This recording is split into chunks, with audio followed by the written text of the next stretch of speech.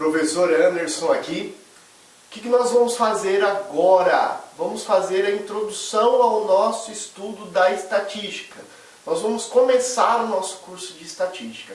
Você tem o seu edital aí, que saiu com esta matéria. Nós vamos fazer de maneira muito minuciosa, bem tranquila, para que todos, inclusive quem nunca teve contato com essa matéria, consiga resolver questões de prova e consiga passar no concurso que sonha. Beleza? Então vamos fazer aqui sempre de maneira calma, tranquila, com uma linguagem acessível para que você consiga acompanhar tudo que eu estiver falando. Beleza? E a partir de agora eu vou começar a divulgar aqui o meu Instagram também. Quem quiser ir lá depois, professor, teve aqui alguma questãozinha que eu não entendi, você consegue me falar aqui como que eu resolvo? A gente pode trocar essa ideia, tá bom? Eventualmente eu posso mandar lá uma resolução para você, uma solução de alguma coisa, ou mesmo te indicar o material, tá bom? Olha lá o Instagram do professor Anderson, @prof. Anderson Augusto. Facinho, né? @prof. Anderson Augusto. Manda lá e aí a gente conversa, tá bom? Beleza. Como que vai ser esse curso aqui de estatística, professor? Nós vamos evoluindo para fazer, lógico, essa parte de introdução ao estudo da estatística. Aí nós vamos falar das medidas de valores centrais, as medidas de posição. Depois nós vamos falar das medidas de dispersões. Nós vamos citar os gráficos. Enfim, é um curso de estatística completo, tá bom? Nós vamos fazer o curso completão aqui. Tudo bem para vocês? Vamos lá, vamos mandar ver então? Vamos começar? Seguinte, turma, o que a estatística trabalha antes de tudo? Que matéria é essa? A estatística é um ramo, é um braço da matemática. Ela é uma parte da matemática vinculada à matemática aplicada. Assim como, por exemplo, a matemática financeira é uma parte da matemática aplicada. Anderson, o que é isso, matemática aplicada?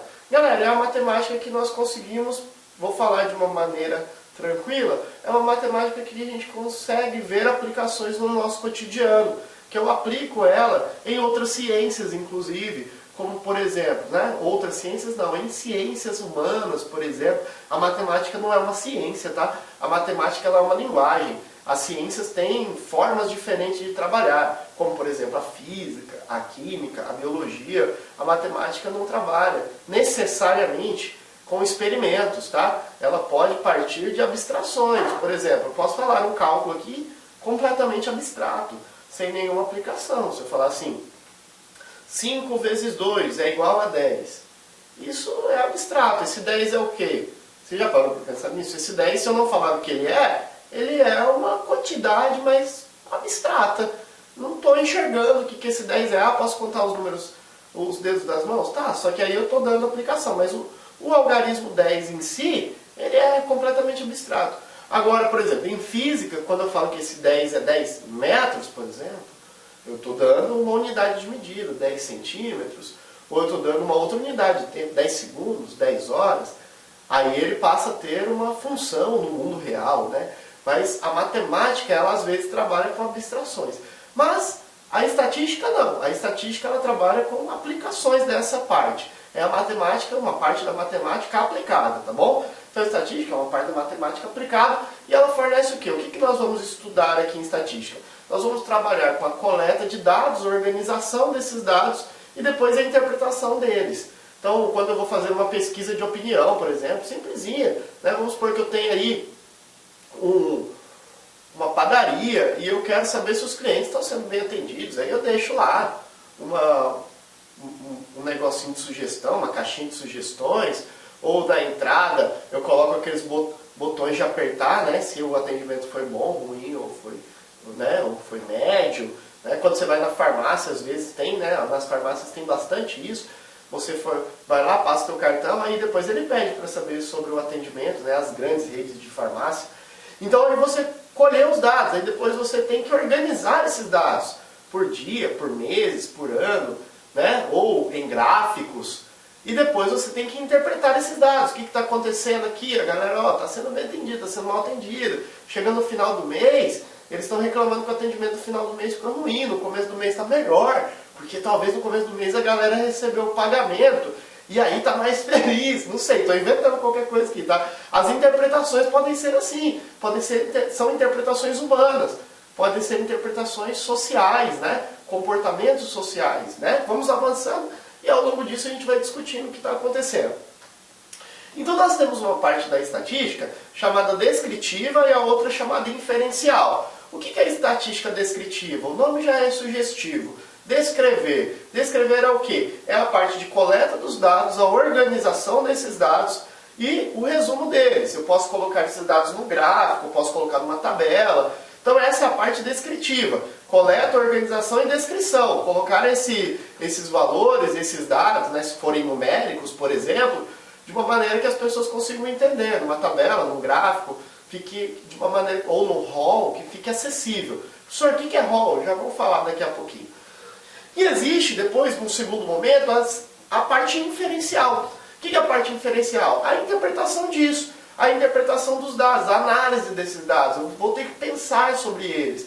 Aquela galera que trabalha com bolsa de valores, por exemplo, né? Que trabalha com investimentos, eles têm que interpretar o que está acontecendo, o comportamento gráfico, o comportamento de uma tabela, o comportamento dos números. Eu nem preciso ir tão longe assim. No próprio exemplo que eu usei anteriormente sobre pesquisa de satisfação dos clientes, eu preciso parar para pensar sobre aqueles dados, né? Lembra que eu falei agora há pouco? Eu vou parar e olhar, por exemplo, no começo do mês, talvez as pessoas estejam mais bem atendidas e no final do mês talvez caia o rendimento. Então eu tenho que ir pensando sobre isso, eu tenho que fazer inferências, fazer perguntas para colher respostas sobre aquilo, tá bom? Beleza? Aí o que vai aparecer como texto, como teoria dentro disso, nos próprios enunciados de questões, é a população, né? A definição do que é população, o que é amostra, o que é censo. População, professor. População está vinculado à totalidade de alguma coisa. Ó. A população é o conjunto de todos os elementos que possuem uma determinada característica em comum. Vamos supor que eu queira pesquisar região do país. Eu pego lá o estado de Mato Grosso. E essa é a minha população, o estado de Mato Grosso. E eu quero fazer uma pesquisa de opinião para eleição de presidente, tá certo? E aí eu vou fazer uma pesquisa. Dificilmente um instituto de pesquisa contratado vai pesquisar todas as pessoas do estado, todos os eleitores no caso. Então, como é pesquisa eleitoral, não seriam, olha o detalhe importante, como é pesquisa eleitoral que eu defini, a população não seriam todas as pessoas do estado, a população seriam os eleitores, porque nem todas as pessoas são eleitores, né? Não tem capacidade para votar, por exemplo. Então eu vou pesquisar somente eleitores, essa seria a minha população. Mas daqueles eleitores, dificilmente um instituto de pesquisa vai ligar ou vai pesquisar, né, pessoalmente todos. Ele vai escolher, por técnicas lá de estatística, ele vai escolher um grupo menor para pesquisar. Então olha só, dentro de todo o estado, isso aqui é todo o estado, a minha população são somente os eleitores. Mas mesmo assim o instituto de pesquisa não vai pesquisar todos os eleitores. Ele vai pesquisar alguns ali dentro. Esses alguns, esse subconjunto aqui menor, chama-se amostra. Uma pesquisa por amostragem. Ele está pesquisando um grupo menor dentro de uma população maior. Essa amostra a gente entende como um subconjunto. Professor, mas pode ser que ele pesquise todo mundo? Eventualmente, pode existir casos de pesquisas onde a população é pesquisada de maneira inteira. E aí, nesse caso, a população e a amostra teriam o mesmo tamanho. A população seria igual à amostra. Nesse caso, eu tenho um censo. O censo é quando eu pesquiso toda a minha população. Beleza? A população é igual, se confunde com a amostra. Beleza, turma? Cortou um pouquinho, deu vontade de espirrar. Portanto, galera, população é o conjunto de todos os elementos que possuem uma determinada característica em comum. Amostra é qualquer subconjunto não vazio da população, ou seja, um subconjunto que tem que ter elementos. Censo é a contagem de todos os elementos da população. Foi o que nós acabamos de explicar. Beleza? O que são os dados estatísticos? Tem gente que acha que na estatística nós estudamos apenas números, coleta de números. Vamos ver se é isso. Os dados estatísticos são observações coletadas, como é o caso, por exemplo, de medidas do sexo, altura das pessoas, informações obtidas por meio de uma pesquisa qualquer. A coleta é direta, isso é importante, quando que ela é direta? Quando os elementos informativos de registro obrigatório escolhem isso. Por exemplo, os cartórios, né? Os cartórios, as certidões de óbito também. Então, ou quando os dados são obtidos pelo próprio pesquisador por meio de questionário. É o caso do censo demográfico, né? É possível classificar a coleta direta de dados levando em conta o fator temporal. Então isso daqui cai em prova como teoria às vezes. Ó. O fator temporal define, por exemplo, a frequência, se ela é contínua, periódica ou ocasional. Os nomes são bem sugestivos normalmente. O que é uma pesquisa contínua? É aquela que está sempre sendo feita. Por exemplo, vamos colocar um exemplo simples aqui. O exemplo simples é dentro de uma escola, numa sala de aula, por exemplo, quando o professor faz a chamada. Dia a dia ele faz a chamada, isso é uma pesquisa, isso é uma coleta de dados, é um dado estatístico, tá certo? Uma outra coleta de dados também que é frequente, que é contínuo, é o caso das certidões de nascimento, são os casos dos cartórios, todo dia lá tem gente casando, todo dia tem gente nascendo, tá certo? Certidões de óbito também. Agora, o que é uma pesquisa periódica? O nome período em período, de períodos em períodos. Feito em intervalos constantes de tempo, como por exemplo é o caso dos censos, que geralmente ocorrem de 10 em 10 anos. E avaliações, por exemplo, avaliação mensal de aluno. Já parou para pensar nisso? As provas nas faculdades, as avaliações, elas são dados estatísticos também, são coleta de dados. Eu vou avaliar, por exemplo, depois no ENAD, por exemplo, a nota dos alunos de uma certa faculdade. Isso é feito de tempo em tempo, é periódico, tá certo? Ou ocasional. Ocasional é executado por uma demanda extemporânea, tá certo? É eventual. Então, devido a uma conjuntura emergencial, como por exemplo, epidemias que afetam o rebanho. Olha só, no caso, por exemplo, da pandemia, tá? Nós não estávamos esperando uma pandemia e existem agora coletas de dados estatísticos ocasionais devido à pandemia, beleza? Então isso é ocasional. Agora, a coleta indireta, ela ocorre como resultado das diretas às vezes. Por exemplo, ó, a coleta indireta são quando os dados não são obtidos a partir dos elementos conhecidos da coleta direta, ou por meio de análise de outros fenômenos relacionados com o fenômeno estudado. Por exemplo, vamos lá no exemplo, podemos citar a pesquisa sobre mortalidade infantil. Essa pesquisa ela é feita indiretamente. Normalmente ela é feita indiretamente. Por quê? Porque ela é feita através do uso de dados colhidos por uma coleta direta. Por exemplo, eu vou avaliar o número de nascimentos e depois óbito. E vou cruzar esses dados, nascimentos e óbitos. E vou cruzar datas, por exemplo. E aí eu vou conseguir de maneira indireta um índice de mortalidade infantil, cruzando uma coleta direta com outra direta. Nascimentos é direto, né, no cartório, né, certidão de nascimento. Certidão de óbito, por exemplo. Aí eu cruzo os dados. De maneira indireta eu consigo verificar a mortalidade infantil, tá entendendo? Os dados brutos são aqueles que não estão organizados. Então aqui, ó, vamos lá. Sabemos o que é uma coleta indireta. O que são dados brutos? Os dados brutos são dados que não estão organizados, numericamente, por exemplo. Podemos citar o peso de 50 alunos de uma academia, onde eu colhi, por exemplo, esses pesos na forma alfabética. Eu peguei lá o Antônio, depois peguei a Ana e fui colhendo de forma na ordem alfabética. Fui colhendo por nomes. E depois eu obtive números, só que os números estão todos desordenados. Então nós temos dados numéricos brutos, tá certo? Numericamente esses dados são brutos porque eu vou obter uma planilha, como ela foi organizada com o nome das pessoas, eu não tenho uma ordem crescente ou decrescente do peso, da massa dessas pessoas. Uma primeira forma de organizar esses dados é o rol. O rol ele é feito principalmente para uma coleta de dados pequena, uma coleta de dados menor. Porque o rol é uma organização, é uma primeira organização, nós estamos aqui dentro da estatística descritiva, da parte descritiva da estatística, que é organização de dados, e essa organização, no primeiro momento, para o rol, tem que ser para uma quantidade pequena de pesquisa, de pessoas pesquisadas, por exemplo. Porque o rol é muito simples, ele é apenas organizar de maneira crescente ou decrescente esses números. Então, vamos supor aqui que nós tenhamos pessoas, alunos, dentro de uma sala de aula, pessoas que estão estudando para concursos públicos. E aí eu vou pesquisar idades. E eu tenho pessoas que têm de 19 até 51 anos, não necessariamente numa sequência progressiva, uma PA, por exemplo, 19, 20, 21, não é isso.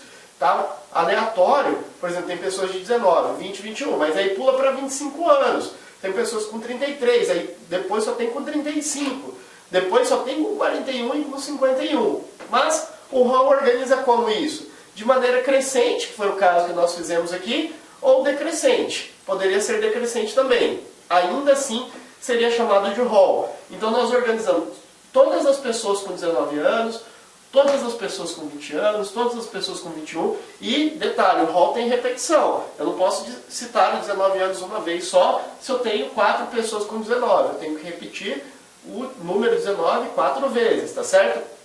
Então, o rol, ele é apenas a forma crescente ou decrescente de se organizar esses dados, beleza? Vamos falar agora do diagrama de ramos e folhas. Diagrama de ramos e folhas também é uma forma de se organizar esses dados, beleza? Então, o que seria o diagrama de ramos e folhas? É apenas uma outra forma de se organizar dados brutos para uma forma, né, padrão, para uma forma inteligível. O diagrama de ramos e folhas também serve para trabalhar com uma quantidade pequena, com uma quantidade numérica menor. Eu não posso, na realidade, fica inviável fazer um diagrama de ramos e folhas para uma coleta de dados muito grande. E nada mais é do que organizar as dezenas em colunas, né? Na realidade, numa primeira coluna aqui eu colocaria todas as dezenas e colocaria as unidades em linha. Normalmente, para cada dezena, nós separamos 2 linhas. Professor, não estou entendendo nada, aplica aí uma situação real para mim. Beleza. Então vamos supor que eu tenho o seguinte rol, vamos supor que seja uma unidade de pessoas. Vamos supor que eu fui lá, pesquisei, né, aleatoriamente, numa casa, numa rua, não sei. Eu colhi dados numéricos de idade de pessoas e eu colhi esses dados aqui, ó, tá? 10, 11, 12, 13, 14, 15, repetido 2 vezes. 16, 18, repetido 2 vezes. 19, 20, 22, 25, 26, até 29, tá certo? Como que é o diagrama de ramos e folhas?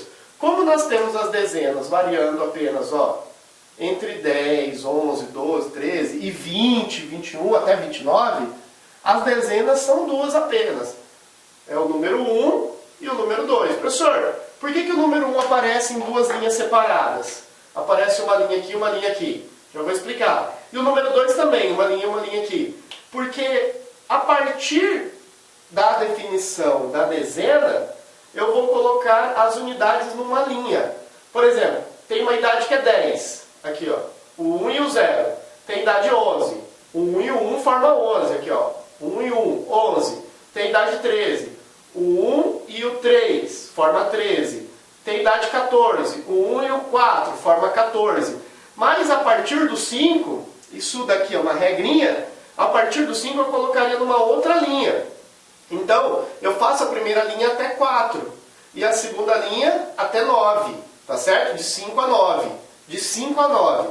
Então, 10, 11, 13, porque não tinha 12, 14, aí 15. Então vai para outra linha, 15. O 15 tem 2 vezes, ó. Então, 15, 15 de novo.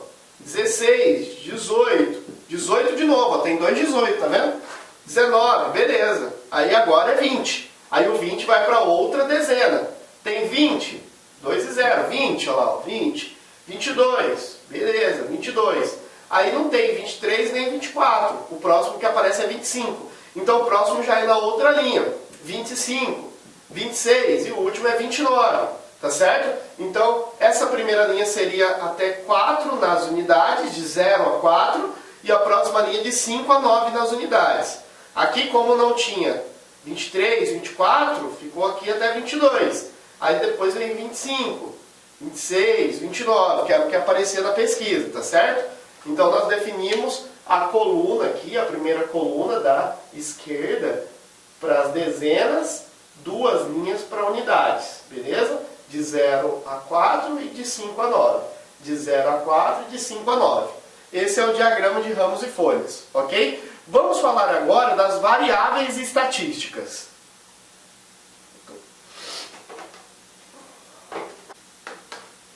Sobre as variáveis estatísticas, elas podem ser quantitativas ou qualitativas. O que são variáveis quantitativas? Ó, fiz um macetezinho aqui. Quantitativo, estão me perguntando quanto. Normalmente, quantitativo, uma pesquisa quantitativa é algo numérico, algo que envolve valores, números.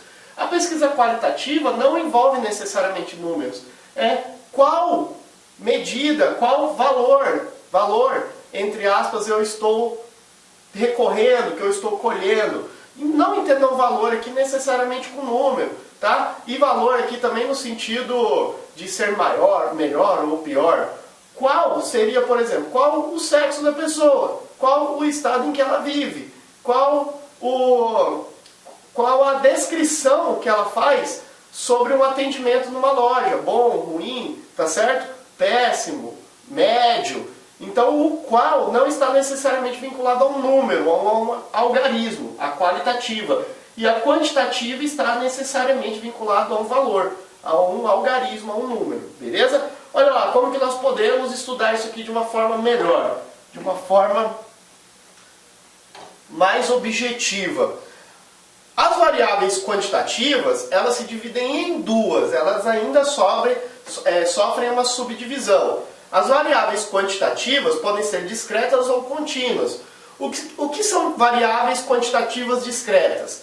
São aquelas em que existem algarismos, valores, números, numa porção definida. Como, por exemplo, quando eu vou pesquisar a quantidade de pessoas que moram em determinado domicílio, numa casa. Eu vou chegar lá e vou perguntar para a pessoa, quantas pessoas residem aqui? Quantas pessoas moram nessa casa? E aí alguém vai me responder, 1, 2, 3, 5, não sei. Mas ela não pode me responder, por exemplo, aqui nessa casa mora uma dízima periódica de pessoas, de 4,33333 pessoas. Isso não existe, né? Ou não existe 4,75, 4,21 pessoas. Existe uma medida discreta, em valores inteiros, 1, ou 2, ou 3, ou 4. Mesmo, por exemplo, dinheiro na forma tangível, mesmo o dinheiro podendo ser fracionado em centavos, o dinheiro fracionado ainda assim, ele existe em porções mínimas, na forma tangível, na forma de moeda circulante, tá certo? Salvo engano, a menor moeda que circula hoje é de 5 centavos, né? A moeda de 1 centavo acho que não existe mais, se eu não me engano. Posso estar falando bobagem. Então, mesmo na forma fracionada, o dinheiro existe, por exemplo, de 5 em 5 centavos. Existe numa porção mínima. Então eu não consigo passar um troco para uma pessoa, por exemplo, num dinheiro de 5,2 centavos. 5,2 centavos. Ou 5, eu não consigo passar, por exemplo, não conseguiria passar 7 centavos, se a moeda de 1 centavo saiu realmente de circulação. Tá bom? Então eu não consigo criar dinheiro tangível aqui na forma de moeda em qualquer valor. Então seria uma medida discreta também. Então as medidas discretas, elas assumem porções que existem mínimas. Elas são quantificadas de uma maneira mínima. Agora, as medidas contínuas, elas poderiam ser escritas de qualquer forma, em qualquer casa decimal depois da vírgula, no milésimo, no centésimo, dízima periódica, 0,333333. Eu precisaria apenas de um instrumento de medida muito bom. Como, por exemplo, ó, grandezas obtidas por meio de medição. Ah, professor, mas eu posso medir na balança lá, quando eu vou na farmácia, somente de 100 em 100 gramas. Mas aí é um instrumento de medida que limita isso. Se eu pegar uma balança de precisão, eu conseguiria medir milésimos, tá certo? Eu conseguiria medir várias casas depois da vírgula. Então essa medida, ela é contínua, depende do instrumento. É a mesma coisa de instrumentos de medidas de distância. Eu posso ter milímetros, eu posso ter micrômetros, né? Dependendo do instrumento de medida, tá certo? Então, se eu tiver uma variável contínua, quer dizer que ela pode ser medida indefinidamente após a vírgula, nos décimos, nos centésimos, também indefinidamente na casa dos milhares, dos milhões, dos trilhões, ok? Então, ela é contínua, ela não teria limite de medida, beleza? Então, a quantitativa ela é discreta, quando ela tem porções mínimas, quantificada em porções mínimas, e ela pode ser contínua quando ela não tem limite na descrição numérica, beleza? As variáveis qualitativas, as que não envolvem números necessariamente, eu pergunto qual, né? Qual a pesquisa, o que eu estou medindo não são números. As qualitativas podem ser divididas de duas formas também, nominais ou ordinais. As nominais não têm classificação hierárquica. Por exemplo, eu vou perguntar a religião das pessoas. Se eu perguntar a religião, a pessoa falar, eu sou católico, eu sou evangélico, eu sou espírita, eu sou umbanda, ou mesmo eu não tenho, eu sou ateu, agnóstico. Eu não classifico isso de maneira hierárquica. Eu não posso falar que uma religião é melhor do que a outra num patamar de hierarquia, tá certo? Da mesma forma, quando eu vou pesquisar a região que as pessoas nasceram, por exemplo. Ah, eu nasci na região norte, eu nasci no sul. Eu não posso criar hierarquia nisso, apenas nisso, tá certo? Agora, quando eu pesquiso, por exemplo, o nível de escolaridade das pessoas, eles falam, eu estudei só até o fundamental. Ou eu estudei até o nível médio, eu estudei o nível superior, pós-graduação. Aí eu consigo criar hierarquia, tá certo? Eu consigo falar, bom, em nível de escolaridade, quem fez uma pós-graduação está acima. Né? Em nível de estudo, estudou mais de quem fez apenas graduação. Ou quem fez apenas o nível médio, ou fundamental. Ou, infelizmente, quem não conseguiu estudar, quem não foi alfabetizado, tá certo? Em nível hierárquico, isso pode ser descrito. Então, essas medidas seriam qualitativas, porque as pessoas não me passariam o número necessariamente. Elas me passariam o nível que ela estudou. Elas falariam, eu estudei nível superior, nível médio. E aí eu consigo criar hierarquia entre isso. Então, seriam medidas qualitativas ordinais. Quando não existe hierarquia na classificação, ela seria nominal. Beleza? Então, nós temos a quantitativa, discreta e contínua, e a qualitativa nominal e ordinal. Beleza? Vamos falar agora do tipo de cálculo de medida que pode existir para isso. Beleza? Vamos lá. Turma, vamos verificar os tipos de variáveis que nós teríamos aqui. Olha, vamos supor que eu entrevistei 5 pessoas e cada idade seria aqui, 14 anos, 22, 24, 25, 25. O sexo, feminino, masculino, feminino, masculino, feminino. A escolaridade, esse aqui, nível fundamental, médio, superior e o restante superior. Unidade da federação, Rio de Janeiro, São Paulo, Minas e Goiás. Turma, como que nós classificaríamos aqui esses tipos de medidas, esses tipos de variáveis? Essa variável, com certeza, ela seria quantitativa, porque ela é numérica, ela é de quantidade, e ela é uma quantitativa discreta ou contínua. Ela é discreta, porque eu não consigo medir idade aqui da maneira que eu estou colhendo em qualquer valor indefinidamente. Olha, aqui é uma polêmica, inclusive. Idade, teoricamente, eu consigo medir idade em segundos, milésimos de segundos. Olha, até filosófico, né? Nós estamos envelhecendo a cada milésimo, a cada centésimo de segundo. Mas, normalmente, quando nós vamos fazer uma pesquisa, nós procuramos idades em anos. Então, na forma com que essas pesquisas são realizadas, essa medida ela é uma quantitativa discreta, ela não é contínua, tá bom? Sexo, feminino, é uma masculino. Essa daqui é uma qualitativa. E ela é uma qualitativa ordinal ou é uma qualitativa nominal? Com certeza essa aqui é nominal. Por quê? Lembra lá das classificações, nominais e ordinais. Aqui nós não colocamos hierarquia entre sexo feminino ou masculino. Não existe hierarquia, patamar. Então aqui nós temos apenas uma nominal, uma qualitativa nominal. Agora, a escolaridade também é uma qualitativa, mas nós conseguimos colocar hierarquia. Então essa daqui é uma qualitativa ordinal, tá certo? Ela tem ordem. Olha lá, quando nós conseguimos colocar uma hierarquia, nós conseguimos colocar hierarquia no nível de escolaridade. Isso aqui é ordinal. E a unidade da federação também é qualitativa. Só que isso aqui nós não colocamos hierarquia. Então, novamente, é uma qualitativa nominal. Beleza? Vamos falar aqui de uma coisa que vai ajudar a gente lá na frente. Que é como que nós podemos classificar em medida de posição. Para quem já estudou estatística alguma vez, sabe que as medidas de posição ou medidas de valores centrais, medidas de centralização pode ser média, mediana e moda. Essa tabela, eu estou até me adiantando nela, mas ela vai ajudar você bastante ali na frente. As medidas de valor central, medidas de centralização, podem ser média, vamos associar por enquanto média, aquela média lá da escola mesmo. Mediana, mediana é o centro da distribuição. E a moda, eu vou explicar isso muito detalhadamente mais para frente, tá? E a moda é o valor que mais se repete. Qual o tipo de medida que cada classificação aqui tem? Por exemplo, a quantitativa discreta. Quantitativa discreta ela tem média, moda e mediana. A quantitativa contínua também. Ela tem média, moda e mediana. A qualitativa ordinal, ela só tem mediana e moda. E a qualitativa nominal, ela só tem moda, tá certo? Aqui, ó, a qualitativa ordinal, ela tem mediana e tem moda. E a qualitativa nominal, ela só tem moda. Isso vai ajudar você bastante lá na frente, na hora de estudar essas medidas de posição, beleza? Vamos falar agora das séries estatísticas.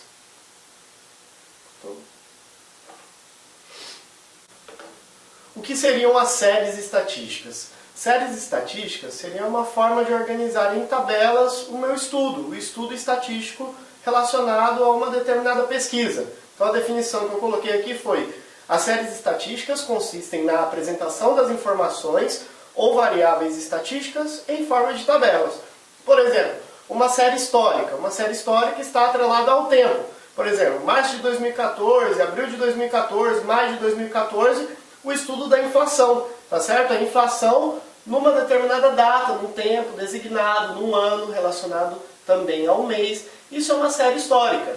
Uma série geográfica, vinculado a um país, a um estado, a uma região. Tranquilo. Então aqui, por exemplo, eu tenho o Produto Interno Bruto, o PIB dos países aqui da América do Sul. Ó. Argentina, Bolívia, Brasil, Chile, Colômbia, Equador, o PIB de cada país num determinado ano ali, que foi 2012. Uma série mista. Neste caso aqui, a série mista vincula uma geográfica com uma histórica, com uma data. No caso, a produção agrícola por região no ano de 2009, tá certo? Na região aqui, Norte, Nordeste, Centro-Oeste, Sul e Sudeste. Geográfica e ao mesmo tempo histórica. E uma série específica, um exemplo aqui, é uma série que estuda específica vinculada a uma especificidade, um dado muito pontual. Por exemplo, neste caso, o nível de formação aqui de técnicos e administradores, técnicos administrativos da USP, né? Que trabalham na USP em 2013. Então, alguns técnicos administrativos têm nível superior, 4.174, outros nível técnico, outros nível básico e outras formações aqui, 24, tá certo? Então é isso aí. Então essas são as séries estatísticas. Tabular, dados de acordo com geografia, por exemplo, história, misto ou específico. Vamos falar agora da distribuição de frequências.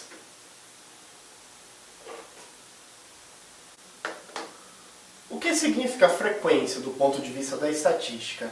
A frequência é a repetição dos valores, repetição de algo. A própria palavra frequência, normalmente, ela vai designar isto.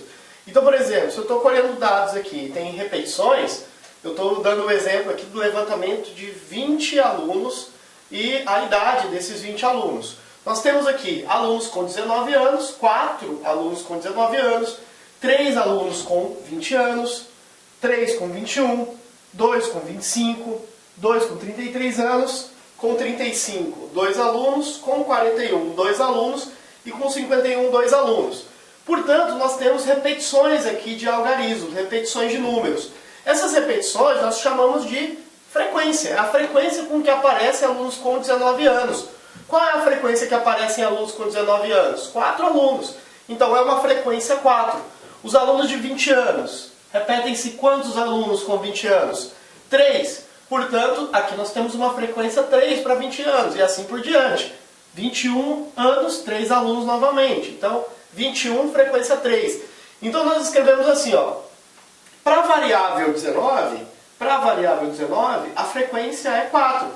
Para a variável 20, a frequência é 3.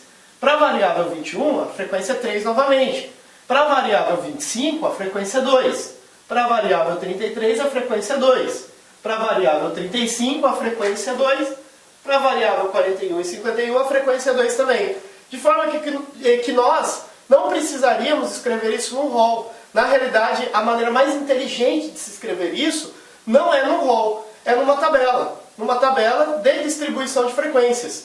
Então olha lá, ó, a tabela de distribuição de frequências relaciona justamente o que nós fizemos, a variável com a frequência. No caso, a variável, que nós estamos chamando de variável, é a idade dos alunos. 19 anos, 4 repetições. 20 anos, 3 repetições. 21 anos, 3 repetições. O que isso indica? O que nós acabamos de ver. Que existem 4 alunos com 19 anos, 3 alunos com 20, 3 com 21, 2 com 25, 2 com 33 e assim por diante. No total, quando eu somo a frequência total acumulada, depois a gente vai ver que esse nome é algo importante. A frequência total acumulada é 20. Isso indica o quê? Que nós entrevistamos, que nós pesquisamos 20 alunos. Tranquilo? Então vamos falar agora dos dados não agrupados. O que seriam os dados não agrupados? Vamos lá.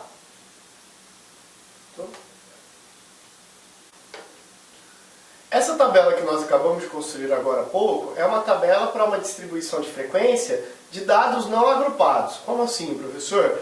Então cada frequência está relacionada a um valor específico. Aqui é um outro exemplo. Vamos supor que nós estejamos construindo uma tabela para a estatura de algumas pessoas. E aí nós temos pessoas com 1,50m, 1,52m, 1,54m, variando aqui de forma não linear até 1,64m. E a frequência aqui, 1 para 150, 1 para 152, lembrando que essa estatura aqui na tabela está em centímetros, 2 para 154. Isso quer dizer o quê? O que nós repetimos algumas vezes na tabela anterior. Teríamos 2 pessoas com 1,54m. Aqui, por exemplo, nós teríamos 5 pessoas para 1,60m e assim por diante. E a soma da frequência total acumulada seria o total de pessoas entrevistadas ou o total de pessoas estudadas, pesquisadas. Porém, cada frequência designa uma altura específica. Nós poderíamos ter construído isso de uma maneira diferente. Nós poderíamos ter construído isso de forma que eu não pegasse uma altura específica, mas pegasse um intervalo de altura, ou um intervalo da minha variável. Como assim, professor? Ainda está confuso para mim. Vamos a um segundo exemplo.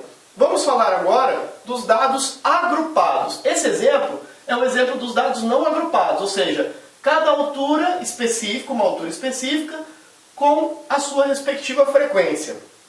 Agora imagine que eu esteja fazendo o seguinte, ó, a estatura de 40 moradores de um bairro. E aí eu já ampliei aqui. 40 moradores é o dobro de 20 na pesquisa anterior. Eu não tenho mais 20 pessoas, 40. Então eu estou aumentando o tamanho da minha pesquisa. Conforme eu estou aumentando este número, a dificuldade de se tabular, de se colocar isso em tabela, vai ficando maior. Então o que eu posso criar através disso? O que as questões mostram que é feito em provas de concurso público? Como que eles colocam essas tabelas para quando a pesquisa fica maior? Ele não coloca uma altura específica, ele coloca um intervalo. Por exemplo, aqui tem pessoas de 1,42m, está em centímetros, tá? Então seriam 142 centímetros, não tem problema. 1,42m, 1,49m, variando, indo até 1,79m. Porém, pode existir repetições também, tá? Podem existir valores repetidos, pode existir uma distribuição com repetição. Mas temos muito mais números, temos o dobro de números do que tínhamos anteriormente. Então o que nós vamos fazer? Nós vamos fazer um intervalo. Eu vou falar o seguinte, ó. Pessoas que têm entre 1,40m e 1,50m eu vou colocar nessa linha. Pessoas que têm entre 1,50m e 1,60m eu vou colocar nessa outra linha. Pessoas que têm entre 1,60m e 1,70m nesta, e 1,70m e 1,80m nesta. De forma que se eu somar as frequências vai dar 40. Quando eu coloco essa primeira linha, pessoas que têm entre 1,40m e 1,50m, eu tenho 6 pessoas. Se você voltar lá, entre 1,40m e 1,50m, ó, 1,40m até 1m e... Cadê? Olha lá, ó. Desculpe. Até 1,50m. Teríamos 6 pessoas, tá? Essa tabela aqui está um pouquinho... é porque está bagunçado, tá, galera? Não está em ordem, ó. Tem pessoas aqui, está tudo misturado. Então eu teria que sair procurando, ó. Pessoas que têm entre 1,40m e 1,50 m. Eu iria procurando. Essa daqui, por exemplo, está perdida aqui no meio. Ó, tá? Então nós teríamos 6 pessoas que estão neste intervalo. As pessoas que estão neste intervalo, entre 1,50 m e 1,60 m, 9 pessoas. Entre 1,60 m e 1,70 m, 13 pessoas. Entre 1,70 m e 1,80 m, 12 pessoas. De forma que eu estou fazendo um intervalo. Beleza, mas por que 1,50 m se repete aqui e aqui? Porque nós estamos usando uma notação assim, ó. Uma barrinha assim e assim. Neste intervalo, ó, aqui, ó. Tá vendo? Tá assim, ó, barrado e aberto, barrado e aberto. Essa notação barrada e aberta indica o seguinte, por exemplo, nessa primeira linha, a gente chama essa primeira linha de classe, tá? Primeira classe, já grava isso. Primeira classe, segunda classe. Isso aqui é dividido em classes. Terceira classe. Olha lá, ó. 4 classes, portanto. Olha lá, 4 classes, tá? Está fechado para cá e aberto para cá. Vamos pegar essa primeira como exemplo. 1,40 m e aberto para 1,50 m. O que isso quer dizer? Que está fechado, ou seja, participariam pessoas de 1,40 m, mas está aberto para 1,50 m. Essas pessoas não participariam. Ficaria no limite do 1,50 m, por exemplo. Então 1,49 m, mas não participa. E aí quando eu crio a outra classe, eu começo com 1,50 m, porque na de cima estava aberto, ou seja, não contei com as pessoas de 1,50 m. 1,50 m é o meu limite, eu não chego nele, porque está aberto. Isso aqui em matemática, ele é escrito assim, ó. Entre 140 e 150, nós escrevemos assim, ó. A minha variável, posso chamar de x a variável, ela está fechada, ou seja, ela é maior, igual ao 1,40 m, mas ela está aberta, ela não tem a igualdade, ela tem que ser menor que 1,50 m.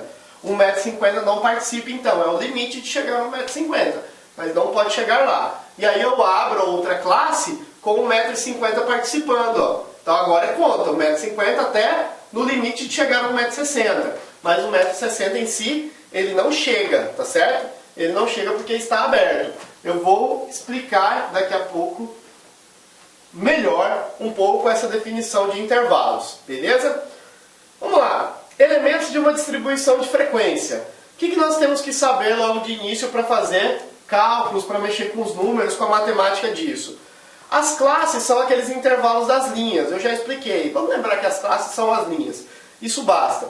Os limites da classe são os seus extremos, então nós temos limite inferior e limite superior. No caso, qual é o limite inferior dessa classe? 1,40 m. Qual é o limite superior dessa classe? 1,50 m. Ah, mas está aberto, não tem problema.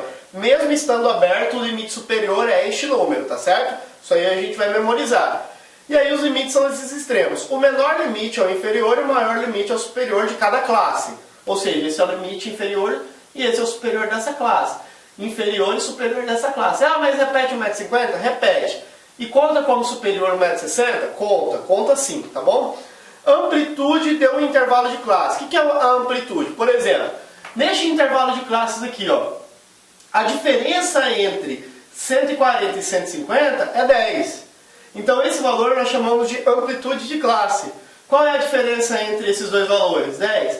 Qual é a diferença entre esses dois valores? 10. Então o limite de cada classe aqui está definido como 10. É a diferença entre o limite superior e o limite inferior de cada classe. Então olha lá, ó. Então a amplitude de classe a gente chama de H minúsculo. A amplitude de classe é a diferença entre o limite superior e o limite inferior. Essa diferença entre limite superior e inferior é a amplitude de classe, que nós vimos aqui que dá 10 a 10 aqui em cada classe. Beleza, professor, explica melhor para mim esse negócio dos intervalos. Olha lá, quando eu coloco barrinha dos dois lados, isso indica que o intervalo está fechado para a direita e para a esquerda. Quer dizer que os dois valores participariam. Participaria tanto da esquerda quanto da direita. Então, por exemplo, vamos supor que eu coloque um valor aqui, x, tá? E este valor tem os limites inferior da classe aqui, superior, ó, fechado e fechado, tá? Vamos supor que seja idade de pessoas, de 10 a 20 anos. Fechado e fechado. Quer dizer que eu contei as pessoas de 10 e contei as pessoas de 20 também. Contei esses dois. Então nós fechamos assim, ó, com a minha variável fechada para 10 e fechada para 20. quer dizer que os dois participam, por isso que tem igualdade, ó. Maior igual a 10, menor igual a 20. Isso é fechado dos dois lados. Agora, se tiver fechado só a direita, professor, o que isso indica? Por exemplo, se fossem idades, tivesse aberto aqui para o 10 e fechado para o 20, isso quer dizer que eu não contei as pessoas de 10. Contei de 11, 12, 13 até 20 e o 20 eu contei porque está fechado para o 20. Então essa variável seria escrita assim, ó, fechada para o 20 e aberta para o 10. Quer dizer que são maiores do que 10 e menores ou iguais a 20. Tá certo? Então essa é a diferença. Professor, e se for ao contrário? Se estiver fechado só para o lado esquerdo e aberto para o lado direito, como que fica? Quer dizer que eu contei as pessoas de 10 anos, 11, 12, 13, 14, 15, até 19, mas o 20 não entrou, não contei com 20. O 20 vai entrar lá na outra classe. Tá? Então, a minha variável ela está oscilando entre quanto? Ela pode ser maior ou igual a 10, maior ou igual, mas fechada, aqui não tem igualdade, ela tem que ser menor do que 20. Não entra igualdade, tá certo? Professor, beleza. E se for aberto para os dois lados, não tiver barrinha, for aberto para cá e aberto para lá, o que isso significa? Aberto para os dois lados significa que eu só contei 11, 12, não contei o 10. 11, 12, 13, 14, 15, 16, 17, 18, 19 e também não contei o 20, tá certo?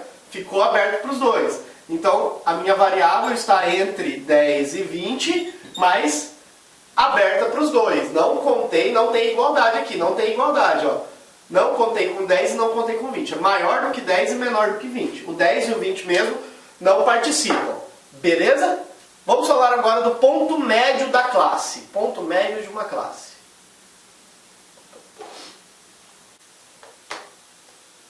Ponto médio de uma classe. O nome sugestivo também. Se eu tenho uma classe aqui que varia de 140 a 150, fechada, esquerda, aberta e direita, o que seria o ponto médio? E na realidade, galera, esse intervalo aberto e fechado não muda para cálculo de ponto médio, tá? O ponto médio, independente de estar aberto para um lado, fechado para o outro, aberto para os dois, o ponto médio é calculado do mesmo jeito. Como que se calcula ele? Ponto médio é a soma do limite inferior e superior, é a soma desses dois limites divididos por 2, somente isso. O ponto médio aponta o centro mesmo da minha distribuição. Por exemplo, 140 mais 150 dividido por 2 dá 145. 150 mais 160 dividido por 2, 155.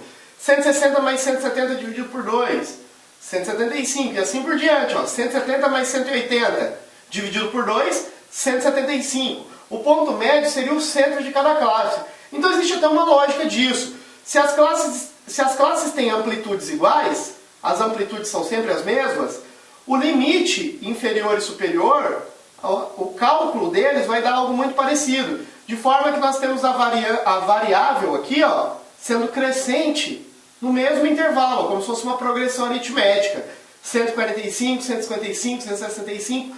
Então essa lógica aqui ela pode ser seguida para cálculo de ponto médio, beleza? Mas a princípio, se eu não quero sofrer, lembre apenas que o ponto médio é a soma dos dois limites dividido no meio. Soma esses dois, divide no meio, soma esses dois, divide no meio. Isso é o ponto médio. O ponto médio vai ser algo muito importante para os nossos cálculos futuros, tá bom?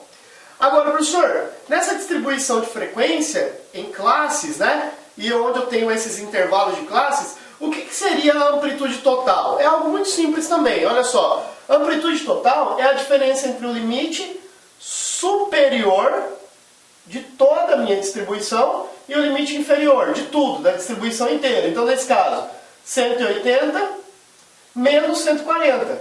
180 aqui, ó, menos 140 vai dar 40. Uma outra lógica que eu posso usar para isso é o seguinte.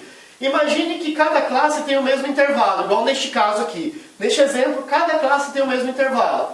Quanto que é o intervalo de cada classe? É 10, de 140 até 150. Aqui é 10, de 150 a 160 e assim por diante. Cada classe varia 10 a 10, ó, tá certo?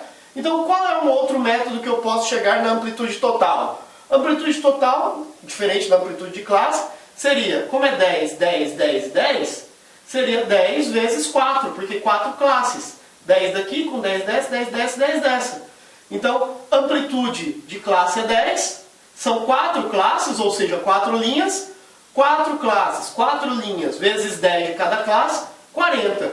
que é o mesmo raciocínio de se fazer o limite superior, máximo, limite inferior, mínimo aqui também. Então 180 menos 140 é 40. Ou 10 vezes 4. Dá na mesma pensar de uma forma ou de outra. Então isso seria a minha amplitude total da distribuição.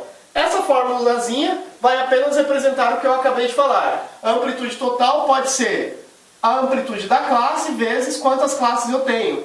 No nosso caso, nós fizemos de cabeça assim, ó. A amplitude de cada classe era 10, nós tínhamos 4 linhas, então nós tínhamos 4 classes, portanto nós temos uma amplitude total de 40, tá certo? Então isso é a amplitude total. Vamos falar melhor agora das frequências.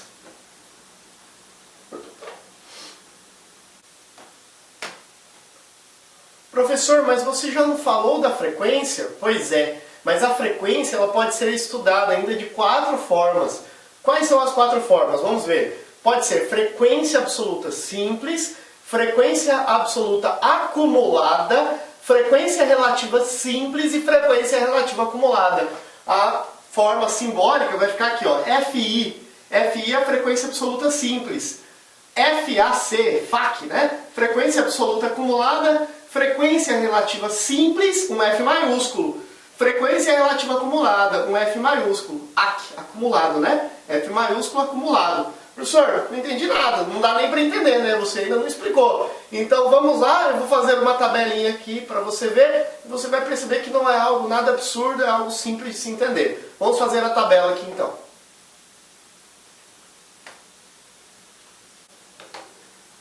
Turma, aqui ó, tcharam, apareceu uma tabela pronta aqui do nada. Vamos entender o que significa todos esses números aqui e principalmente interpretar essas frequências, tá? Principalmente as frequências.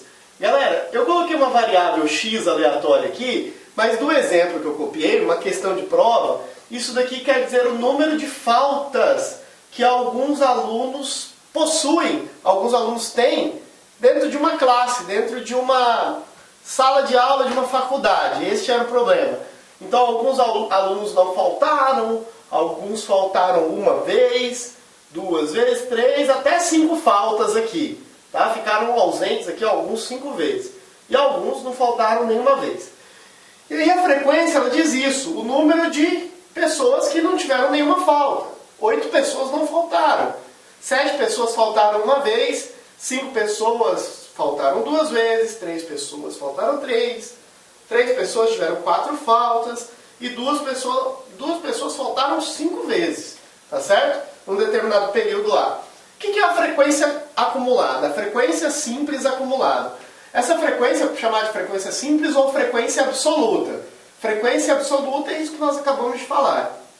E o que é a frequência absoluta acumulada? Ela nada mais é do que a soma da frequência anterior. Por exemplo, como essa daqui é a primeira, ela vai ser, a acumulada vai ser a mesma da absoluta. Mas esta frequência acumulada vai ser a soma deste 7 com a acumulada anterior, ou seja, 7 mais 8, que vai dar 15. Aí quem vai ser de baixo? Vai ser 15 mais 5. Quem que vai ser a de baixo? 20 mais 3. Dá isso. 23 mais 3. 26. 26 mais 2, 28. Professor, o que isso quer dizer? Quer dizer que se eu estiver nessa linha, acumulado, eu pesquisei 8 pessoas por enquanto. Se eu for para outra linha, até agora eu pesquisei 15 pessoas. Se eu for para esta, eu já pesquisei 20 pessoas. Se eu for para essa, eu já pesquisei, eu já estudei 23. Se for para essa, eu já estudei 26 pessoas. Se eu for para a última linha, eu pesquisei 28. Então a frequência final aqui, acumulada, nada mais é do que o total de alunos que eu teria. 28 alunos, tá certo? Por isso que eu vou fazendo a acumulada. Aí eu tenho uma frequência que é a relativa. Ó. Note que eu coloquei até agora F minúsculo. Agora eu vou colocar F maiúsculo. F maiúsculo é a frequência relativa. A frequência absoluta relativa. Professor, o que é relativizar alguma coisa? Relativizar é comparar. E aqui eu estou comparando com o total. Por exemplo, quanto que é 28 dividido pelo total de alunos? Oh, falei ao contrário, né? 8 dividido pelo total de alunos. 8 dividido por 28. Quanto que é 7 dividido pelo total de alunos? 5 dividido pelo total. 3 dividido pelo total. 3 de novo dividido pelo total. 2 de novo dividido pelo total. Então essa frequência aqui, por enquanto, essa frequência acumulada, ela pega a absoluta, que é esta, e divide pelo total, que é 28, nós já vimos. 8 dividido por 28, 7, 5, tudo dividido por 28. Cada absoluta dessa dividido pelo total. E aí o que eu tenho no final? Eu tenho aqui um número decimal, né? Então 0,28, 6, 0,25. O que isso significa? Aqui eu tenho aproximadamente 28%, 25%, aproximadamente 18% aqui. Quer dizer que se eu multiplicar por 100, cada decimal desse, cada valor desse, aqui eu teria 7%. Se eu multiplicar por 100, eu tenho as porcentagens. Isso aqui representa mais ou menos 29% dos alunos que faltaram em uma vez. 25% dos alunos faltaram uma vez. Aproximadamente 18% dos alunos faltaram duas vezes. Aproximadamente 11% dos alunos. Aproximadamente 11 de novo, por cento dos alunos. E 7% dos alunos faltaram 5 vezes. É isso que representa a frequência absoluta relativa. Relativizar é dividir pelo total. E o que é a frequência relativa acumulada? É o mesmo raciocínio anterior, por enquanto. A primeira vai ficar... Eu já coloquei aqui, esqueci de colocar, mas eu já coloquei em termos percentuais, ó, em porcentagem. Tá certo? Então o que eu faço aqui, ó? 28,6%, tá certo? Aí eu somo, agora, olha o detalhe, agora eu estou pegando não mais a frequência absoluta, eu estou pegando a acumulada. Ó, 8 dividido pelo total, 15 dividido pelo total, 20 dividido pelo total, 23 dividido pelo total, 26, corrigindo, dividido pelo total, e 28 dividido pelo total. Se eu dividir 8, vai dar 28,6%. 15, 53,6%. 20, 71,4%. 23, 82,1%. 26, tudo dividido pelo total, que é 28. 92. De forma que no final eu tenho que ficar sempre com 100%. Porque no final é o total dividido pelo total. Já que aqui, ó, a acumulada, no final sempre tem o total. Então, o total dividido pelo total é 100%. Então, agora, a diferença desta última é que eu estou pegando a frequência absoluta acumulada e dividindo pelo total. Agora, eu estou pegando esta coluna e dividindo pelo total. De forma que eu sempre tenho que terminar no 100%. Professor, o que isso quer dizer? Que até agora eu pesquisei nesta linha, enquanto eu tiver pesquisado apenas alunos que não tiveram nenhuma falta, eu pesquisei 28,6% do total. Quando eu passo para os alunos que têm uma falta, de forma acumulada, ou seja, no total, eu já pesquisei 53,6% dos alunos. Quando eu passar para os alunos que têm duas faltas, eu já estudei do total 71,4%. Quando eu passo para os alunos que têm aqui 3 faltas, eu já pesquisei 82%, eu já pesquisei 92% agora, e no final eu pesquisei todos os alunos já, tá certo? Então essa tabela é bem bacana, é bacana que você reescreva ela, refaça ela e olhe item por item. Aqui é a minha variável, falei que eram faltas, aqui é a frequência absoluta acumulada, a frequência absoluta relativa e a frequência relativa acumulada, beleza? Frequência acumulada. Beleza, galera? Vamos lá, vamos continuar nosso estudo, anote essa tabela aí.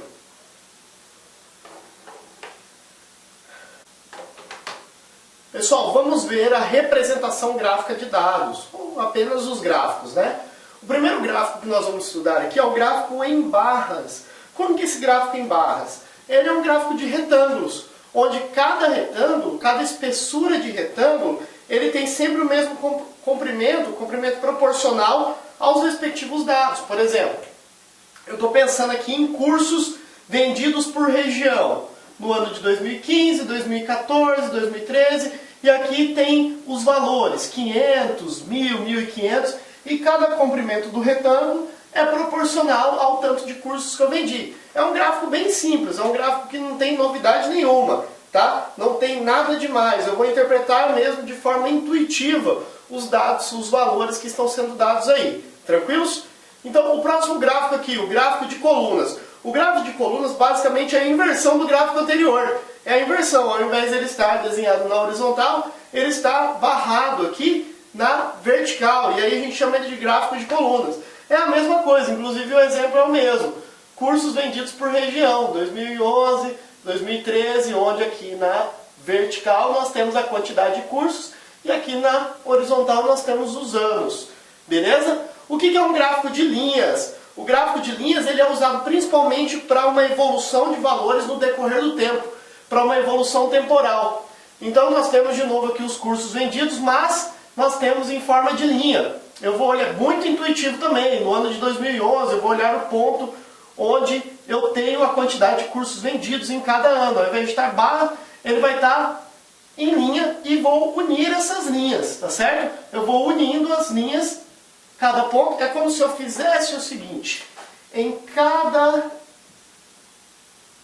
retângulo eu colocasse um ponto e fosse unindo eles, nós teríamos um gráfico em linhas para evolução temporal. Um gráfico muito corriqueiro aí, inclusive fora de questões de concurso público, quando o pessoal vai desenvolver aí TCC, vai fazer pesquisa quantitativa aí que não seja muito grande, é o gráfico de setores, também chamado de gráfico de pizza, tá? O que um gráfico de setores mostra? Ele é muito comum que ele distribua os valores em porcentagem. Então, por exemplo, eu estou pegando ali uma distribuição de cursos vendidos, por exemplo, curso de raciocínio lógico, curso de português, curso de direito constitucional, e aí, por exemplo, 10 cursos de raciocínio lógico, 110 de português, 62 de direito constitucional, e vou relativizar isso. O que é relativizar? Já vimos, dividir pelo total. Então, por exemplo, se eu vendi 10 cursos de raciocínio lógico, de um total de 380 cursos vendidos, eu iria dividir 10 por 380. Eu teria uma porcentagem lá de 2,63% de cursos vendidos de raciocínio lógico. Por exemplo, português. Se eu tiver 110 cursos de português vendidos, de um total de 380, eu faria 110 dividido por 380. Isso me daria uma porcentagem de 28,95%. E eu vou distribuindo essas porcentagens normalmente em cores e setores aqui. E eu formaria a minha pizza de acordo com essa. Aí, ó, eu tenho uma frequência relativa, na verdade, tá certo? Uma frequência relativa. E o gráfico de bastões, professor? Como seria o gráfico de bastões? Também poderia chamar de gráfico de hastes, bastões ou hastes. É muito comum para a frequência simples absoluta. Frequência simples absoluta é o quê? Aquela frequência que nós temos o número de repetições de algo apenas. Vamos supor que sejam as faltas, lembra que nós tivemos faltas de alunos numa determinada classe lá? Então, alguns alunos faltaram 10, alguns alunos não faltaram nenhuma vez. Então vamos supor aqui, ó, 10 alunos tiveram 0 faltas. 20 alunos, 1 falta. 30 alunos, 2 faltas. Uma classe grande aí, né? E aí eu vou representar por hastes a quantidade de frequência e a quantidade de faltas aqui na horizontal. Bastante intuitivo também. O primeiro gráfico que trabalha uma distribuição de frequências. Agora eu tenho dados agrupados, galera. O que é dados agrupados? Aqueles dados divididos em intervalos, tá certo? Por exemplo, 0 a 2, 2 a 4, 4 a 6, 6 a 8, tá certo? Este exemplo é notas de 20 alunos numa prova, alunos que tiraram entre 0 e 2, 2 e 4, 4 e 6, 6 e 8, tá certo? E a frequência. Então aqui 2 alunos tiraram entre 0 e 2, 3 alunos tiraram notas entre 2 e 4, 3 alunos, né? Notas de 2 a 4. E aí, aqui, 6 alunos tiraram notas de 4 a 6. Quantos? Aqui, 4 alunos tiraram notas de 6 a 8.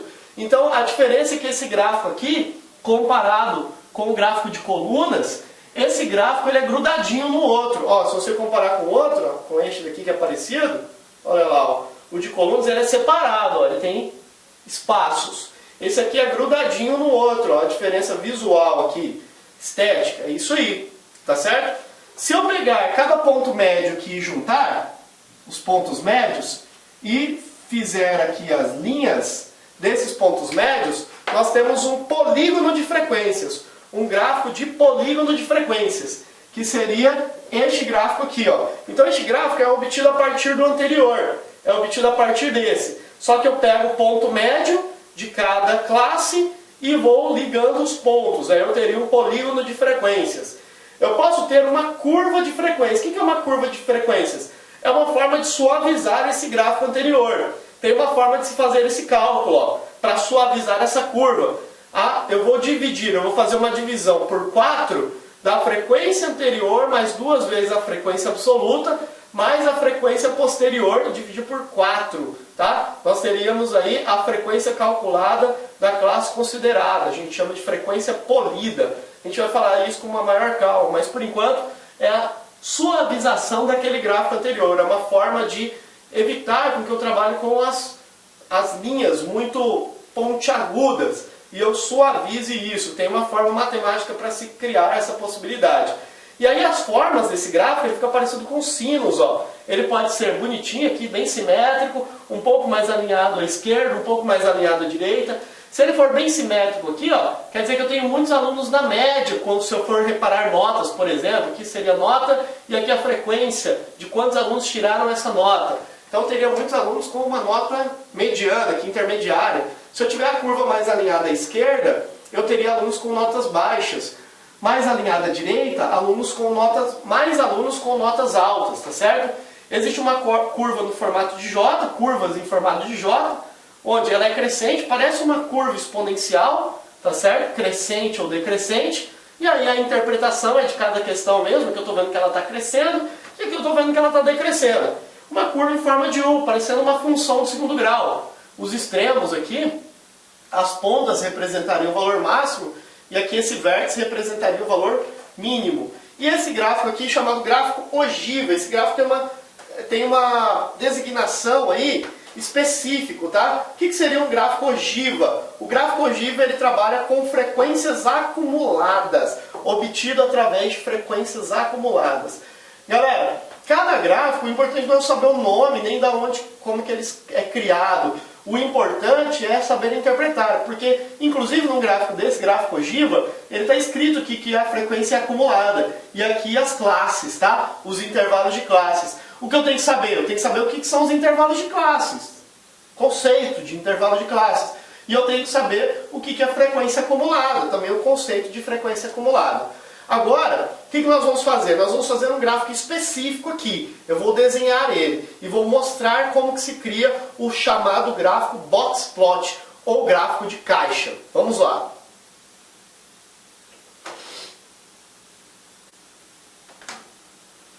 Pessoal, vamos falar de um gráfico específico aqui, que é o gráfico box plot. Como que esse gráfico aparece? E como que ele é feito? O gráfico box plot, ele nasce da ideia dos quartis. O que são quartis? Seria eu pegar toda a minha pesquisa, todo o meu rol, toda a minha distribuição e dividir ela igualmente em 4 partes. Dividir ela em 4 partes. Se eu dividir ela em 4 partes, cada parte vai ser proporcional a 25% da distribuição inteira. E aí, no primeiro intervalo dos 25% iniciais, eu teria o chamado quartil número 1. O quartil número 2 seria justamente o acúmulo de 50% de toda a minha distribuição. Seria um intervalo aqui dos 50%. Seria o meu quartil 2. O quartil 3 seria acumulado aqui 75%. E o último aqui, o último intervalo, os 25% finais, seria o final da minha distribuição, os valores máximos aqui da minha distribuição. E aí esse gráfico ele pode aparecer tanto verticalmente quanto horizontalmente. E como que ele é criado? Ele é criado com uma caixa feita entre o quartil 1 e o quartil 3. Os valores máximos e os valores mínimos. E a minha mediana aqui sendo igual ao meu quartil número 2. Professor, vai explicar melhor um pouquinho com números? Vou explicar. Vamos falar um pouquinho da teoria, depois eu jogo valores aqui dentro. Então, olha só. Esse valor máximo é determinado como, professor? Eu vou pegar o valor do quartil 3 e somar mais 1,5i. Ah, professor, mas calma aí. Quem que é aquele I ali? O I, ele é calculado como o Q3, quartil 3, menos o quartil 1. Isso é o I. É o valor interquartílico. Valor interquartílico, quartil 3 menos quartil 1. Os valores do quartil 3 menos o quartil 1. Então, se eu pegar o quartil 3 mais 1,5i, eu chego no valor máximo. E se eu pegar o quartil 1 menos 1,5i, eu tenho o valor mínimo. Professor, mas calma aí. E se dentro da sua distribuição você tiver valores que estão acima do máximo? Por exemplo, vamos supor que eu estou fazendo uma pesquisa salarial, e aí dentro dessa pesquisa salarial, dentro de uma empresa, existem pessoas que ganham na média lá 5 mil, 6 mil reais. Mas tem um ou dois executivos lá, um ou dois de alto escalão, que ganham 70 mil reais. Então esse valor está muito discrepante, está muito fora do valor aceitável, ele é um valor extremo. Então esses valores que estão fora desse limite máximo, chamado limite aceitável, um valor muito discrepante, são os valores outliers. Outliers são os valores acima do máximo relevante, dos valores máximos próximos aqui da minha média, tá certo? Eles estão fora desse limite. Beleza? Professor, vamos lá, mas como que eu vou criar este gráfico? Então nós vamos criar da seguinte forma. Nós vamos pegar essa distribuição de quartis e vamos fazer uma linha. E vamos determinar quartil número 1, quartil número 2, quartil número 3 e vou fechar uma caixa que está entre o quartil 1 e o quartil 3, uma caixinha. Beleza, professor? Quem é esse quartil número 2? O quartil número 2 é a nossa mediana. É a chamada mediana. Ah, tranquilo, professor. E se eu pegar a diferença desse quartil 3 com o quartil 1, do quartil 3 menos o quartil número 1, nós temos o chamado intervalo interquartílico. Se eu calcular a diferença desses dois, ó, do quartil 3 com o quartil 1. Quem seria o valor máximo, Anderson? O valor máximo seria o valor do quartil número 3 mais 1,5 vezes este I. E quem seria o valor mínimo aqui, professor? Seria o valor do Q1, só que agora menos 1,5 vezes o I, que é este resultado. Este é o meu valor mínimo. Beleza? E aí, se tiverem valores na minha distribuição que estão acima do valor máximo, eles são valores out. Eles vão aparecer fora do valor máximo aqui. De maneira interpretativa, é isso que nós vamos fazer. Ah, professor, beleza, mas falando assim de modo genérico, fica muito abstrato para mim. Eu não consigo entender bem de forma genérica assim. Aplica com valores para a gente entender melhor? Vou aplicar valores aqui para a gente conseguir compreender esse gráfico melhor então. Vamos lá.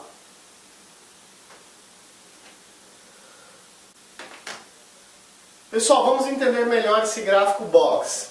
Imagine que eu tenho uma distribuição de idades de pessoas. Eu pesquisei lá numa determinada rua, de um bairro, a idade de algumas pessoas. E eu tenho idades entre 30 até 80 anos, variando aqui, de forma não simétrica. Ó. 30, 31, aí pula para 34, tá? Não é linearzinho, não é bonitinho. Tem variações. Mas a pessoa mais jovem tem 30 e a pessoa mais velha tem 80 lá, tá? Essa foi a situação. Estou criando uma situação hipotética aqui. Beleza, se eu quiser fazer um gráfico box para essa distribuição de idades, como que eu faria? Eu iria dividir essas idades justamente igual eu fiz aqui, ó, em 4 partes. Eu decidi fazer em 4 linhas, ó, 4 partes para designar os quartis. Eu vou começar verificando quem é a mediana. Quem é a mediana? É o centro da minha distribuição. Se você contar aqui, eu escolhi fazer de 5 em 5, ó. 1, 2, 3, 4, 5. Por quê? Dá 5, 10, 15, 20. Portanto, eu tenho 20 pessoas. Quem é a mediana? O centro. Quem é o centro de uma distribuição que tem 10 pessoas? O centro são esses dois números, ó. Os dois ficam no centro. Então, para eu calcular a mediana, eu somo ambos e divido por 2. Eu somo ambos e divido por 2, tá certo? Quando a distribuição é par, ou seja, 20 números descritos aqui, 20 pessoas pesquisadas, é uma distribuição par, eu tenho 2 valores no centro, 2 valores centralizados, que seriam esses, ó, o 10º e o 11º. Os dois ficam bonitinhos no centro. Se eu fizesse numa linha, num hall em linha assim, o 10º e o 11º estariam bem no centro dessa linha. Então, eu teria que somar os dois, por coincidência são iguais, e dividir por 2. Então, a minha mediana é 45. Depois, eu calculo o quartil número 1. Quem que é o quartil número 1? Se eu fizer assim, ó, em quartis, ó, quartil 1, quartil 2, quartil 3, Q1, Q2 e Q3. A mediana é isso aqui, ó. Isso que eu acabei de calcular. Essa é a mediana.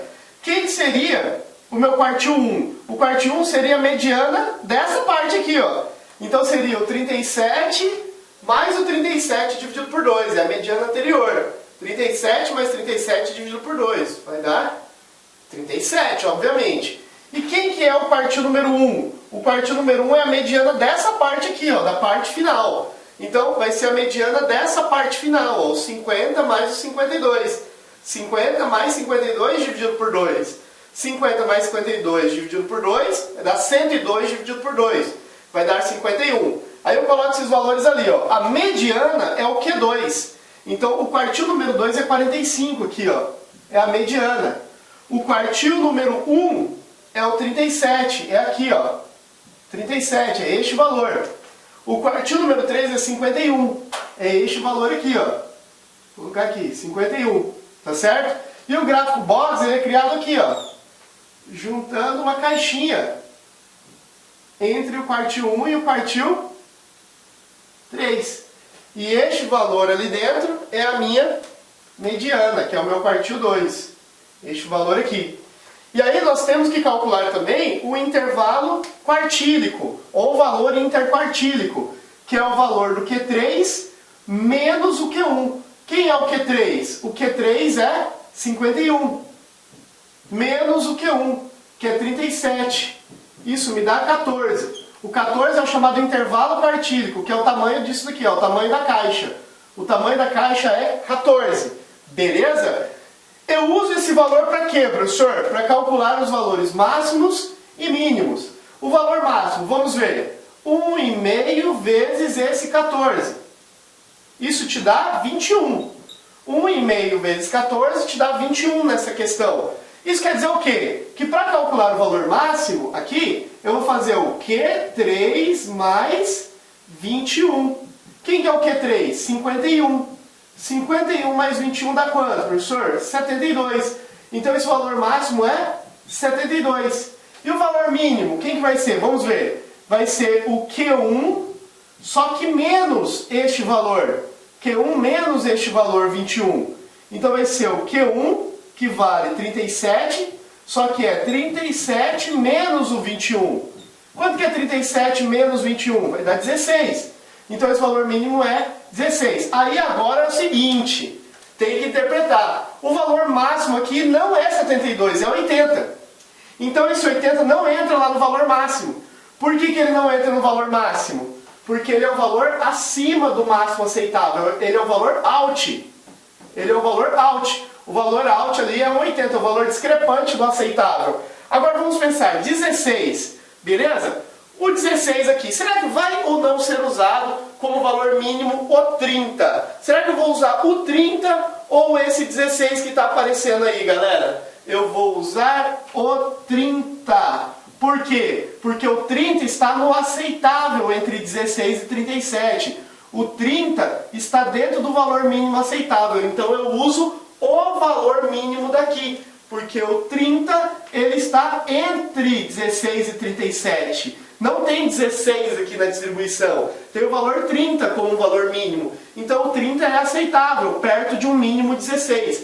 Então não é utilizado 16, é usado 30. Olha a diferença. O máximo ele deu 72. O 80 estava acima, então eu uso 72. O 80 é o valor chamado out. E aqui deu 16. Eu uso 16? Não, eu uso 30. Porque o 30 está aceitável entre 16. Ele é maior do que 16. E lembra que é mínimo. Se mínimo é 16 aceitável, o 30 está dentro. Então eu uso o 30. O valor aceitável está dentro aqui do 30. Beleza? Esse é um gráfico box. Eu fiz ele passo a passo. É lógico que não vai cair numa questão para você construir do zero esse gráfico. Ele vai pedir para você fazer interpretações em cima disso. Beleza? Vamos lá, vamos continuar.